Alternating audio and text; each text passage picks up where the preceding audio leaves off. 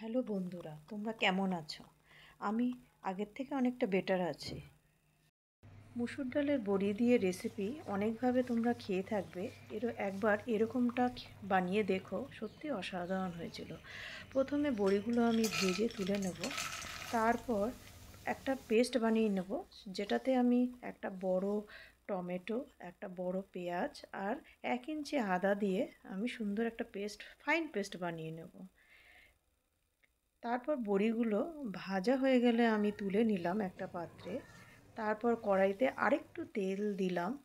সেটা গরম হয়ে আসলে আমি তাতে জিরে, কালো জিরে আর সাদা জিরে ফোড়ন দিলাম। টুকরো করে কেটে রাখা আলু আমি তাতে ভেজে নেব, একটু লাল করেই ভেজে নেব।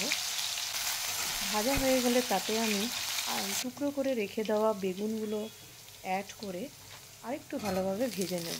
ভাজতে ভাজতে অলরেডি 50%-এর উপর কুক হয়েই যাবে। তারপর আমি যে পেস্টটা আমি বানিয়ে রেখেছিলাম ওই পেস্টটা দিয়ে কষতে থাকবো।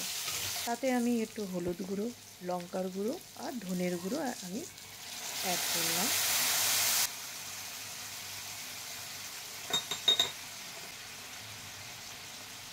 তারপর মশলাটা ভালো করে কষতে থাকবো। এমনভাবে কষতে হবে যাতে আস্তে আস্তে মশলা তেলটা ছাড়তে থাকবে আস্তে আস্তে। দেখতেই পাচ্ছ আমার ভিডিওতে যে কতটা শুকনো করে আমি কষিয়েছি।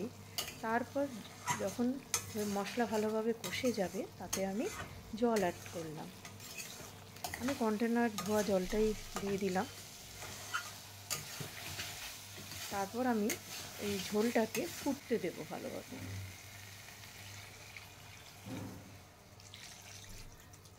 ফুটে আসলে কিছুক্ষণ আর কি ঢেকে দিলাম। যখন সম্পূর্ণ কুকড হয়ে যাবে বেগুন আর আলু, তখন আমি বড়িটা যেটা আমি ভেজে রেখেছিলাম তাতে দিয়ে দিলাম। দিয়ে 10 মিনিট ফুটতে দিলাম। বড়ি ভালোভাবে ভাজা থাকলে, যদিও আমার এটা ঘরে বানানো বড়ি, তাই জন্য এটা ভেঙে যাবে না। তোমরা চাইলে 5 মিনিট রেখেও নামিয়ে ফেলতে পারো।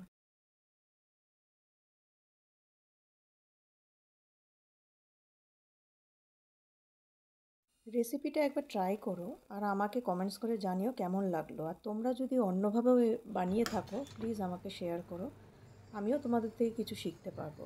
আর ভালো লাগলে প্লিজ লাইক শেয়ার করে দিও, সাবস্ক্রাইব করে আমার পাশে থেকো।